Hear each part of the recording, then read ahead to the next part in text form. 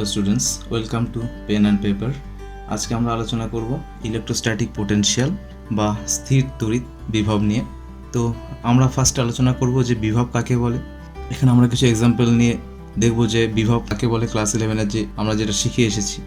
তারপরে আমরা দেখব যে কুলম্বস ফোর্স আর গ্র্যাভিটেশনাল ফোর্সের মধ্যে পার্থক্য কী, ঠিক আছে, এদের মধ্যে কী কী মিল দেখা যায়। তো তারপরে আমরা দেখব যে পোটেনশিয়াল ডিফারেন্স আমরা কাকে বলবো। পোটেনশিয়াল ডিফারেন্সের কনসেপ্টটা দেখবো। এখানে কোনো একটা ইলেকট্রিক ফিল্ডে কোনো একটা চার্জকে শিফট করলে তাদের মধ্যে পোটেনশিয়াল ডিফারেন্স কত হয়। এরপর আমরা দেখব যে ইলেকট্রোস্ট্যাটিক পোটেনশিয়াল এখান থেকে ক্যালকুলেট করব, ঠিক আছে। তো চলো শুরু করা যাক। তো ফার্স্ট আমরা দেখব যে পোটেনশিয়াল কাকে বলে। তোমরা ক্লাস 11-এ দেখে এসছো যে কোনো একটা এক্সটার্নাল ফোর্স যদি কোনো একটা কনজারভেটিভ ফোর্স ফিল্ডের মধ্যে কোনো একটা অবজেক্টের উপর যদি একটা এক্সটার্নাল ফোর্স কাজ করে এবং সেটি যদি কিছু ওয়ার্ক ডান করে, তাহলে কি হয়, সেই ওয়ার্ক ডানটা কোনো একটা অবজেক্টের মধ্যে পোটেনশিয়াল হিসেবে স্টোর হয়। ধরে নাও এই বক্সটি, ধরে নাও এটা একটা বক্স। তো এটিকে যদি আমি গ্রাউন্ড থেকে, এটা গ্রাউন্ড, তো এটিকে গ্রাউন্ড থেকে যদি আমি কিছু এইচ হাইটে যদি আমি তুলি, ঠিক আছে, এই হাইটটা যদি এইচ হয়, তাহলে কি হবে, তাহলে আমাকে কিছুটা ওয়ার্ক ডান করতে হবে না। তাহলে গ্রাউন্ড থেকে এই বক্সটিকে যদি এইচ হাইটে তুলতে হয়, তাহলে গ্র্যাভিটির এগেইনস্টে গিয়ে আমাকে কিছুটা ওয়ার্ক ডান করতে হবে। সেটি কি এক্সটার্নাল ফোর্সের দ্বারা। তাহলে এক্সটার্নাল ফোর্স ক্রিয়েট করে যদি আমি কিছুটা ওয়ার্ক ডান করি, সেই ওয়ার্ক ডানটা কী হবে, এই অবজেক্টটার মধ্যে স্টোর হয়ে থাকবে না। তাহলে ধরে নাও এই অবজেক্টটার মাস হচ্ছে এম, তাহলে গ্র্যাভিটেশনাল ফোর্স কত হবে, এমজি, ঠিক আছে। তাহলে কি হবে, এর মধ্যে পোটেনশিয়াল কতটা স্টোর হবে, এর মধ্যে পোটেনশিয়াল স্টোর হবে হচ্ছে যত পরিমাণ এক্সটার্নাল ফোর্স দিয়ে আমি ওয়ার্ক ডানটা করবো। তাহলে ওয়ার্ক ডানটা কি, gravitational force into displacement F into D. তাহলে ফোর্স কত, এমজি, আর ডিসপ্লেসমেন্ট কত, এইচ। তাহলে এর মধ্যে পোটেনশিয়াল কত স্টোর হচ্ছে, এর মধ্যে পোটেনশিয়াল হবে এমজি এইচ। ক্লিয়ার? এগুলো আমরা ক্লাস 11-এ দেখে এসেছি যে কোনো একটা অবজেক্টকে এইচ হাইটে তুলতে গেলে যে ওয়ার্ক ডান করতে হয় সেটি তার মধ্যে পোটেনশিয়াল হিসেবে স্টোর থাকে, এবং সেই পোটেনশিয়াল এনার্জিটা আবার কী হয়, সেই ফোর্সটাকে যদি আমি উইথড্রল করে নিই, সেই এক্সটার্নাল ফোর্সটাকে যদি আমি উইথড্রল করে নিই, এটা এফ এক্সটার্নাল, তাহলে কী হবে, সেই অবজেক্ট আবার সেই আগের জায়গায় চলে আসবে, তাই না? তাহলে এইচ উচ্চতায় তোলার পরে যদি আমি একে ছেড়ে দিই, আবার সে কী করবে, আবার সে গ্রাউন্ডে চলে আসবে।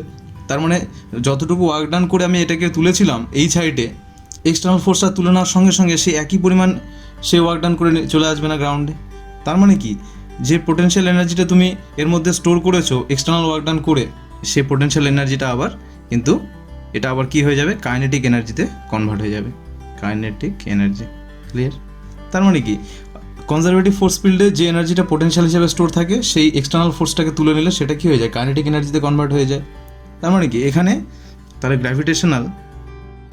গ্র্যাভিটেশনাল ফোর্সটা কি ফোর্স, কনজারভেটিভ ফোর্স না? তাহলে এই ফোর্সটা হলো কনজারভেটিভ ফোর্স, মানে যত পরিমাণ পোটেনশিয়াল গেইন করছে ঠিক তত পরিমাণেই আমি কিন্তু ওয়ার্ক ডান এখানে পেয়ে যাচ্ছি। একই রকমভাবে যদি আর একটা আমি এক্সাম্পলের কথা বলি, যেমন ধরে নাও স্প্রিং ফোর্স, মানে তুমি একটা কোনো স্প্রিংকে, এই স্প্রিংকে তুমি এক্সটার্নাল ফোর্স ক্রিয়েট করে যদি তুমি এটাকে তুমি পেঁচিয়ে ছেড়ে দাও, তাহলে কি হবে, তুমি যতটা ফোর্স ক্রিয়েট করে এটাকে তুমি এর ফরমেশন চেঞ্জ করলে ঠিক ততটা পরিমাণ সে পোটেনশিয়াল গেইন করে নিল। এবার ছেড়ে দেওয়ার পরে কি হবে, এ কিন্তু ঠিক আবার সেই আগের পজিশনে অসিলেট করতে শুরু করবে। তার মানে কি, যতটা ওয়ার্ক ডান আমি এক্সটার্নাল করলাম, এক্সটার্নাল ফোর্স দিয়ে আমি যতটা একে মুভমেন্ট করাবো বা যতটা আমি একে ডিফর্ম করব, ঠিক ততটাই সে আবার কাইনেটিক এনার্জিতে কনভার্ট হয়ে যাবে না? তাহলে একটা স্প্রিংকে যদি ডিফর্ম করা হয় বা পেঁচানো হয় এক্সটার্নাল ফোর্স দিয়ে, সেই এনার্জিটা কি হয়, পোটেনশিয়াল এনার্জি হিসেবে স্টোর থাকে, এবং ছেড়ে দেওয়ার সঙ্গে সঙ্গে সেটি কি আবার কাইনেটিক এনার্জিতে কনভার্ট হয়ে যায়। তার মানে কি, এটাও একটা কনজারভেটিভ ফোর্স, ঠিক আছে, এটাও একটা কি কনজারভেটিভ ফোর্স। তো এই ছিল দুটো কনজারভেটিভ ফোর্সের উদাহরণ। এবার তাহলে আমরা কি বুঝলাম, যে এক্সটার্নাল ফোর্স দিয়ে যদি কোনো একটা কনজারভেটিভ ফোর্স ফিল্ডে ওয়ার্ক ডান করা হয়, তাহলে সেটি পোটেনশিয়াল এনার্জি হিসেবে স্টোর হয়, এবং সেটি আবার উইথড্রল করে নিলে কাইনেটিক এনার্জিতে আবার সে ফোর্সটা আমরা কনভার্ট হয়ে যায়। তো একই রকমভাবে কুলম্বস লতে যদি দেখা হয়, কুলম্বস লতে কী দেখা হয়, যদি কিউ পরিমাণ চার্জ একটি অবজেক্টে থাকে, তাহলে এ কী করে, অন্য একটা অবজেক্ট যেটিতে স্মল কিউ পরিমাণ যদি চার্জ থাকে, এ কী করে এক সেম কাইন্ডের চার্জ হলে কী করবে, একে বিকর্ষণ করবে, আর ডিফারেন্ট কাইন্ড অফ চার্জ হলে একে আকর্ষণ করবে। তার মানে কুলম্বস ফোর্স কী করছে, একই রকম চার্জ হলে সে কী করছে, বিকর্ষণ করছে, আর যদি বিপরীত রকম চার্জ হয় তাহলে সে কী করছে, আকর্ষণ করছে। একই রকমভাবে কীরকম গ্র্যাভিটেশনাল ফোর্স কী করে, গ্র্যাভিটেশনাল ফোর্স দুটো ক্যাপিটাল এম মাস আর এটা স্মল এম মাস যদি হয়ে যায়, গ্র্যাভিটেশনাল ফোর্স কী করবে, এই দুটোকে অ্যাট্রাক্ট করবে, তাহলে গ্র্যাভিটেশনাল ফোর্স যেরকম দুটো মাসকে অ্যাট্রাক্ট করে, কুলম্বস লতেও কিন্তু দুটো ডিফারেন্ট কাইন্ড অফ চার্জ কিন্তু একে অপরকে অ্যাট্রাক্ট করবে, আর সেম কাইন্ডের চার্জ হলে রিপিল করবে। তার মানে এই দুটো ফোর্সই কিন্তু তোমার কনজারভেটিভ ফোর্স।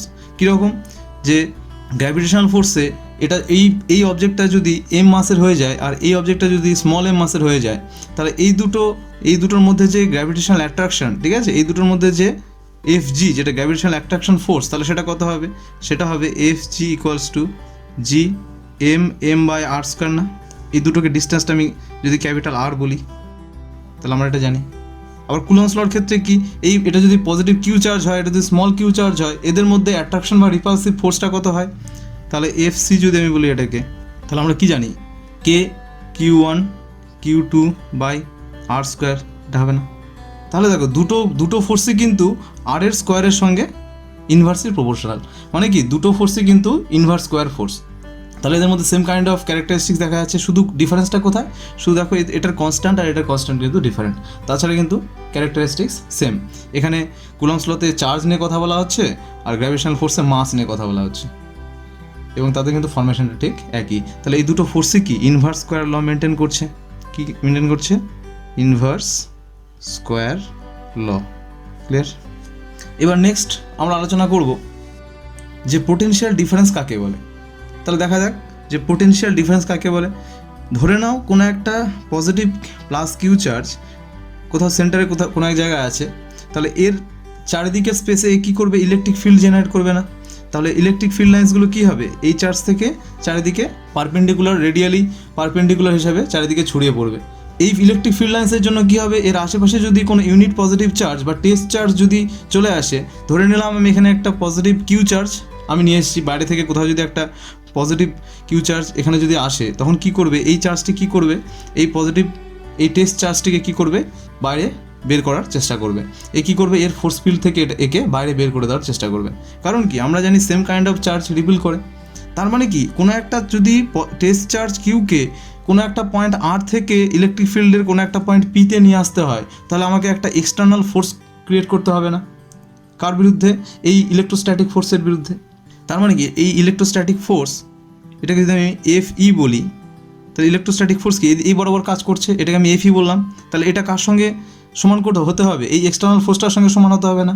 তাহলে বাইরে থেকে যদি কোনো একটা এক্সটার্নাল ফোর্স এই কিউ চার্জের উপরে আমি ক্রিয়েট করে একে যদি আর থেকে পি পয়েন্টে নিয়ে আসি, তাহলে এর উপরে এক্সটার্নাল ফোর্সটা যদি আমি লিখি F এক্সটার্নাল, তাহলে এই এক্সটার্নাল ফোর্সটা এই ইলেকট্রোস্ট্যাটিক ফোর্সের কী হবে? ডাইরেকশানে অপোজিট ডাইরেকশন হবে না? তাহলে -FE হবে, এবং এই দুটো ইকুয়াল হতে হবে। তাহলে এই দুটো ইকুয়াল আর একে অপরের অপোজিট, তাই না? এই এক্সটার্নাল ফোর্সটা কি একে অপরের অপোজিট? তাহলে এই ফোর্সটা এর ইলেকট্রোস্ট্যাটিক ফোর্সের ইকুয়াল কিন্তু অপোজিট, মানে একে অপোজিট ডাইরেকশনে আমি কিন্তু এক্সটার্নাল ফোর্স দিয়ে আর পয়েন্ট থেকে পি পয়েন্টে নিয়ে আসছি। তাহলে এখানে আমার কি করতে হবে? এবার আর থেকে পি পয়েন্টে আনার সময় এর মুভমেন্টটা কিন্তু কনস্ট্যান্ট ভেলোসিটি হতে হবে, ঠিক আছে? এখানে কিন্তু ভেলোসিটিটা কি হতে হবে? কনস্ট্যান্ট ভেলোসিটি হতে হবে। এখানে যদি অ্যাক্সিলারেশন চলে আসে তাহলে কিন্তু সেই বিষয়টা অন্য হয়ে যাবে, ঠিক আছে? এবার দেখো, তাহলে এই আর পয়েন্ট থেকে পি পয়েন্টে যদি আমি একে এক্সটার্নাল ফোর্স দিয়ে ধীরে ধীরে নিয়ে আসি, এখানে আনার পরে যদি আমি একে আবার যদি ছেড়ে দিই, তাহলে যত পরিমাণ সে পোটেনশিয়াল গেন করলো, ঠিক তত পরিমাণ সেই পোটেনশিয়ালটা কি কাইনেটিক এনার্জিতে কনভার্ট হয়ে যাবে না? তখন আবার কি হবে? এই পজিটিভ কিউ চার্জটা কী হয়ে যাবে? এখান থেকে আবার এই ফিল্ড থেকে কী হবে? বাইরে বেরিয়ে চলে যাবে, তাই না? তার মানে কি, আর থেকে পি পয়েন্টটা আনতে আমি যতটুকু ওয়ার্ক ডান করলাম সেটা কী হবে? এর মধ্যে পোটেনশিয়াল হিসাবে স্টোর হয়ে থাকবে। এবার যখনই আমি এক্সটার্নাল ফোর্সটাকে উইথড্রল করে নেবো, যখনই আমি একে ছেড়ে দেবো, সঙ্গে সঙ্গে কী করবো? অটোমেটিক্যালি কিন্তু এই ফিল্ড থেকে বাইরে বেরিয়ে যাবে। তাহলে কী হলো? যে ওয়ার্ক ডানটা আমি করলাম সেটা পোটেনশিয়াল হিসেবে স্টোর হলো, এবং সেই পোটেনশিয়ালটা আবার কাইনেটিক এনার্জিতে কনভার্ট হয়ে গেল। তাহলে এটা কি? এটা একটা কনজারভেটিভ ফোর্স। তাহলে এটা কি? কনজারভেটিভ হলো। তাহলে এটাও একটা কনজারভেটিভ ফোর্স, কারণ কি এখানে পোটেনশিয়াল এনার্জিটা কাইনেটিক এনার্জিতে কনভার্ট হচ্ছে। ক্লিয়ার? এবার আমরা দেখব যে তাহলে এই পজিটিভ কিউ চার্জটিকে আর পয়েন্ট থেকে পি পয়েন্টে আনতে গেলে যে ওয়ার্ক ডানটা আমরা করছি সেটা আমরা বললাম যে না, পোটেনশিয়াল হিসেবে স্টোর হচ্ছে। তাহলে দেখা যাক যে এই ওয়ার্ক ডানটা কত হবে। তাহলে আর পয়েন্ট থেকে পি পয়েন্টে আনতে যদি WRP ওয়ার্ক ডান করতে হয়, তাহলে এটাকে আমরা কীভাবে ডিফাইন করব? যে integration R2P F external dr, মানে এক্সটার্নাল ফোর্স ক্রিয়েট করে ডিআর মানে যতটা ডিস্টেন্স আমি নিয়ে আসলাম তাকে ইন্টিগ্রেশন করবো কোথা থেকে, আর থেকে পি পয়েন্টে। তাহলে এটা যদি আমি করি, এটাকে আমি কী লিখতে পারি, এফ এক্সটার্নাল মানে হচ্ছে মাইনাস এফি, তাহলে আমি এটাকে লিখতে পারি আর to P minus F dot DR হলো। তাহলে এটাকে আমরা কি বলছি, তাহলে এটাকে আমরা বলছি পোটেনশিয়াল ডিফারেন্স হলো। তাহলে যে আমরা ওয়ার্ক ডানটা করলাম সেটা কি হলো, এই পয়েন্ট থেকে এই পয়েন্টের মধ্যে পোটেনশিয়াল ডিফারেন্স। তাহলে এই পোটেনশিয়াল ডিফারেন্সটাকে যদি আমি ইউ বলি, ঠিক আছে, এই পোটেনশিয়াল ডিফারেন্সটাকে যদি আমি ইউ বলি, তাহলে ইউ ইকুয়ালস টু কত হবে, ইউপি মাইনাস ইউ আর হবে না। তার মানে কি পি পয়েন্টে পোটেনশিয়াল নিশ্চয়ই এটা বেশি, কারণ এটা কাছে আছে, এই চার্জের কাছে আছে মানে একে বেশি ফোর্স ফিল করতে হচ্ছে, তাহলে এখানে পোটেনশিয়ালটা বেশি, আর মাইনাস আর পয়েন্টে পোটেনশিয়াল, তাহলে এই দুটোর মধ্যে পোটেনশিয়াল ডিফারেন্সটাই হচ্ছে এর ওয়ার্ক ডান। তাহলে আমি এর লিখতে পারি যে potential difference U equals to UP minus U R. তাহলে এটা ইকুয়ালস টু কত হবে, এটা ইকুয়ালস টু নিশ্চয়ই ডব্লিউ আর পি হবে না, যেটা এখানে ক্যালকুলেট করলাম। তাহলে এবার দেখো, তাহলে ইউটা কি, ইউটা হচ্ছে পোটেনশিয়াল ডিফারেন্স কার মধ্যে, এই পি পয়েন্ট আর আর পয়েন্টের মধ্যে। ক্লিয়ার? তাহলে এটা কোথা থেকে আসছে, এটা আমরা সেই ওয়ার্ক ডান থেকে পাচ্ছি, ঠিক আছে। এই কোথা থেকে পাচ্ছি, work done W R P, কত পরিমাণ ওয়ার্ক ডান, এই আর থেকে কিউ চার্জকে পিতে আনতে যে ওয়ার্ক ডান করা হচ্ছে সেটা আমরা এখান থেকে ক্যালকুলেট করলাম। ক্লিয়ার? তাহলে এই ওয়ার্ক ডান থেকে আমরা কি পোটেনশিয়াল ডিফারেন্সটা পাচ্ছি। তাহলে আমরা পোটেনশিয়ালের কী কী ক্যারেক্টারিস্টিক্স আমরা দেখতে পাচ্ছি। তাহলে দেখো, এর যদি বৈশিষ্ট্য আমি বলি, তাহলে পোটেনশিয়ালের কী কী বৈশিষ্ট্য হবে। দেখো, আমি শুধু বললাম যে আর পয়েন্ট থেকে পি পয়েন্টে আনতে হবে, এই আর থেকে পি পয়েন্টে আনার জন্য যে ওয়ার্ক ডান সেটাই হচ্ছে পোটেনশিয়াল। কিন্তু আমি কখনোই বলিনি যে আর পয়েন্ট থেকে পি পয়েন্টে তুমি কোন রাস্তা দিয়ে নিয়ে আসবে, তুমি সেটা এই বরাবর আনতে পারো, যে কোনো পাথ বরাবর তুমি নিয়ে আসতে পারো, তাই না। তাহলে যে পাথ বরাবরই আমি আনি না কেন, আমি শুধু কি দেখব, ডিসপ্লেসমেন্টটা দেখব, আর থেকে পি পয়েন্টের ডিসপ্লেসমেন্ট, যেটা স্ট্রেট লাইন বরাবর যে ডিসপ্লেসমেন্টটা। ক্লিয়ার? এটা আমি যে কোনো রাস্তা দিয়ে নিয়ে আসি না কেন, এটা যদি সার্কুলার পাথ দিয়ে নিয়ে আসি বা জিগজ্যাগ কোনো পাথ দিয়ে নিয়ে আসি, যে দিক দিয়ে নিয়ে আসি না কেন, এটা কিন্তু পোটেনশিয়ালের উপর কোনো প্রভাব ফেলবে না। তার মানে আমি যে পথ দিয়ে নিয়ে আসি, পোটেনশিয়াল কিন্তু সব ক্ষেত্রেই সেম হবে, কারণ কি এই দুটোর মধ্যে যে ডিসপ্লেসমেন্টটা দুটো সেম আছে। তার মানে পোটেনশিয়াল যখন আমরা ক্যালকুলেট করবো বা পোটেনশিয়াল ডিফারেন্স ক্যালকুলেট করবো, আমরা কিন্তু শুধু ডিসপ্লেসমেন্টটাকে দেখব, কোন পাথ বরাবর আসছে সেটা কিন্তু আমরা দেখব না। ক্লিয়ার? তার মানে কি পোটেনশিয়াল এটা কি করে না, নাম্বার ওয়ান এর ক্যারেক্টারিস্টিক্স কি, তাহলে ক্যারেক্টারিস্টিক্স বা বৈশিষ্ট্য। তাহলে এর ফার্স্ট ক্যারেক্টারিস্টিক্স বা বৈশিষ্ট্য কি, এটা ইন্ডিপেন্ডেন্ট অফ পাথ। এটা কিন্তু কোন রাস্তা দিয়ে আসছে, চার্জটাকে নিয়ে আসা হলো, সেটার উপর ডিপেন্ড করবে না, শুধু দুটো পয়েন্টের মধ্যে ডিসপ্লেসমেন্টের উপর ডিপেন্ড করবে। তারপরে কি বলছি, যে কোনো একটা পয়েন্টের পোটেনশিয়াল, ঠিক আছে, এটার কিন্তু actual potential is not significant. মানে কি বলছে, যে এর আর পয়েন্টের পোটেনশিয়াল কত সেটা কিন্তু সিগনিফিকেন্ট নয়, সেটা আমার কিন্তু আমি যে জায়গাকে জিরো পোটেনশিয়াল ধরে নেব তার উপরে ডিপেন্ড করবে, তাই না। তাহলে আর পয়েন্টের পোটেনশিয়াল কত সেটা আমার ধরার উপরে ডিপেন্ড করবে, যে আমি কোন পয়েন্টটাকে জিরো পয়েন্ট পোটেনশিয়াল ধরে নিয়েছি। যদি আমি দূরে কোনো একটা পয়েন্টকে পোটেনশিয়াল ধরে নিই, তাহলে সে রেসপেক্টে আর এর পোটেনশিয়াল কিছু একটা হতে পারে। যদি আমি তার চেয়ে দূরে কোনো একটা পয়েন্টকে ধরে নিই বা কাছে কোনো একটা পয়েন্টকে ধরে নিই, তাহলে এটা কিন্তু অ্যাজিউম করার উপর ডিপেন্ড করবে যে আমি কোথায় জিরো পোটেনশিয়াল পয়েন্টটাকে ধরেছি। ক্লিয়ার? তাহলে potential is not significant, but potential difference is the significant. এই দুটো ডিফারেন্স কিন্তু সবসময় একই থাকবে, কিন্তু আমার পয়েন্ট চুজ করার উপরে কেন্দ্র করে এই আর পয়েন্টের পোটেনশিয়ালটা কিন্তু চেঞ্জ হয়ে যেতে পারে। তাহলে actual value of potential is not significant. Clear? তাহলে কি সিগনিফিকেন্ট, তাহলে দুটো ডিফারেন্সটা সিগনিফিকেন্ট, তাহলে ডিফারেন্স ইজ সিগনিফিকেন্ট। তার মানে কি এই দুটোর যা ডিফারেন্স সেটা হচ্ছে একটা নির্দিষ্ট ডিফারেন্স হবে, বোঝা গেল, এটা হচ্ছে সিগনিফিকেন্ট ক্যারেক্টার। 4 নম্বর পয়েন্ট কি, যে চয়েস অফ জিরো পোটেনশিয়াল, যে আমি কোন পয়েন্টটাকে জিরো পোটেনশিয়াল ধরে নেব তার উপরে ডিপেন্ড করবে যে এই পয়েন্টের পোটেনশিয়াল কত। তাহলে এই যে জিরো পোটেনশিয়ালের যে চয়েস, এটা একটা নির্দিষ্ট যে যার মতো করলে হবে না, একটা নির্দিষ্ট চয়েস ধরে নিতে হবে, যেখানে আমি বলতে পারি যে না, তাহলে ওই পয়েন্টেই পোটেনশিয়ালটা জিরো। তাহলে সেটা কী করে আমরা ক্যালকুলেট করব, এটা এইভাবে করা হয় যে ধরে নাও যে কোনো একটা পয়েন্টে ইলেকট্রিক চার্জ ক্যাপিটাল কিউ আছে, এর থেকে ইনফাইনাইটলি লং ডিস্ট্যান্সে একটা পয়েন্টকে ধরে নেওয়া হয় জিরো পোটেনশিয়াল। ইনফাইনাইট কেন বলা হচ্ছে, যে না, এই চার্জের এফেক্ট এর ফিল্ডের মধ্যে কিন্তু এর এফেক্ট থাকবে, ইনফাইনাইট ডিস্ট্যান্সে কিন্তু এর নেগলিজিবল এফেক্ট থাকবে, মানে থাকবে না বললেই চলে। তার মানে এই পজিটিভ কিউ চার্জ থেকে ইনফাইনাইটলি লং ডিস্টেন্সে কোনো একটা পয়েন্ট যেখানে ইলেকট্রোস্ট্যাটিক ফোর্সের মানটা 0, সেই পয়েন্টটাকে আমরা ধরে নিচ্ছি জিরো পোটেনশিয়াল, কারণ ওই পয়েন্টে ওই ইনফাইনাইটলি লং ডিস্টেন্সে এই চার্জের কিন্তু কোনো এফেক্ট থাকবে না, সুতরাং সেখানে পোটেনশিয়ালটা হবে 0।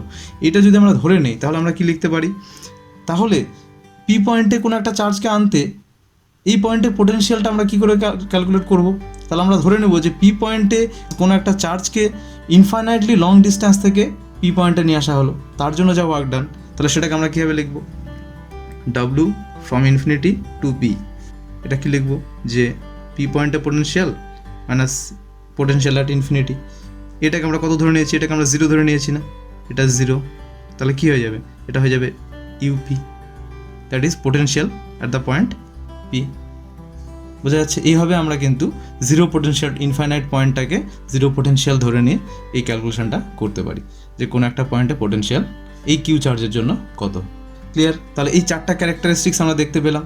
তো এরপরে আমরা ক্যালকুলেট করব যে ইলেকট্রোস্ট্যাটিক পোটেনশিয়াল তাহলে আমরা কাকে বলছি।